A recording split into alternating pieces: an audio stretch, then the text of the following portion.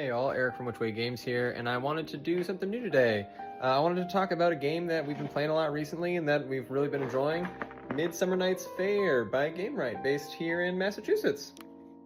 Now, it's a super cute game where you play as these little fairies trying to participate in a fair. You have this scoreboard tracker that kind of reminds me of the scoreboard from like Sushi Go Party and stuff like that. You got a rule book, all these great components and these beautiful dice, and all of these little mini games. I really love the game. Each turn you'll be, drawing these fairy mischief cards that allow you to manipulate your dice, other players' dice, the fairies' dice, and things like that. And you'll be placing dice into these different mini games. See this one, for example, you want the highest total, and you get a bonus point for, including a die of this color, of this value. We've played the game a bunch recently. We've played it just my wife and I a bunch of times all the way through. We just play through the whole thing. We've played it with the kids. It also has this really fun kind of like bonus scoring mechanic where you get to roll the goblin die and add the values together and stuff like that to get bonus points when you win. I only have like a few small critiques with the game, honestly.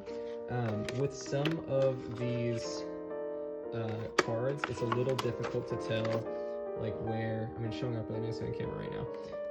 But it's kind of difficult to tell where some of the like dice go, and all of the layouts, because it's all different games. Like you can see here, this is telling you the win condition here. This is telling you the win condition here. Over here, this is telling you the win condition here. So it's a little bit tricky to keep track of like where the win conditions are and stuff like that in between the games. And my only other real qualm is that sometimes if you get first place, or when you get first place, you get to roll the goblin die in the prize pit right here, right? And so you can roll the goblin die in the prize pit, which could get you some points. See, I rolled a 2 here, which is actually less than I would have gotten for second place. But you can also roll a goblin, if I can find it, there we go, which means you get no points, or you get the drag. If you land on the dragon, you also get no points.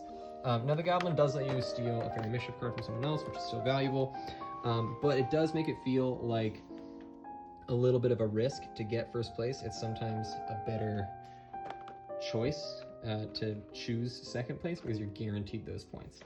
And if you've placed, like one of the special die, that 3 points for second place becomes 4 points for second place that you can basically always count on. So that's something worth considering.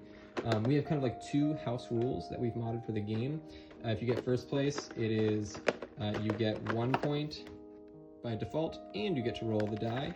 And then the only other house rule that we've modded is that with these mini games, if I had a bunch of ones put on here, I would still only get 1 point for matching that, that secret value over here.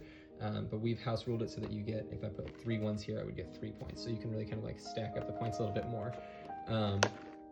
That's something that we've only like just started playing with pretty recently, so not quite sure how exactly that works out in the long run.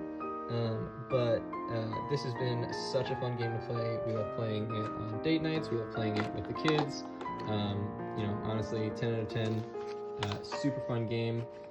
My only grievances are small aesthetic ones, and they don't really get in the way of the game at all. Oops.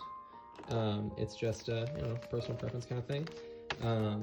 But yeah, Midsummer Fayre by Gamewright, based out of here in Massachusetts. Great game. Check it out. And this is all really interesting for me to talk about, I think, as a designer who maybe leans on aesthetically busy or like sometimes overcomplicated designs. Like I know that my own personal style tends to be like a little bit rougher or more like painterly and stuff like that. And so I will say that this game has like an incredible aesthetic. Like it feels like a fair. It looks like a fair. Like it's looking like all the right things.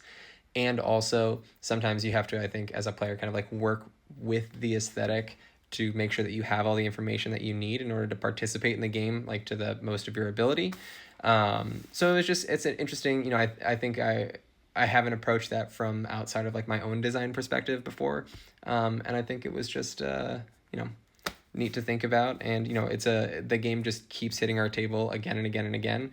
So I really, can't recommend it enough. And I hope you check it out.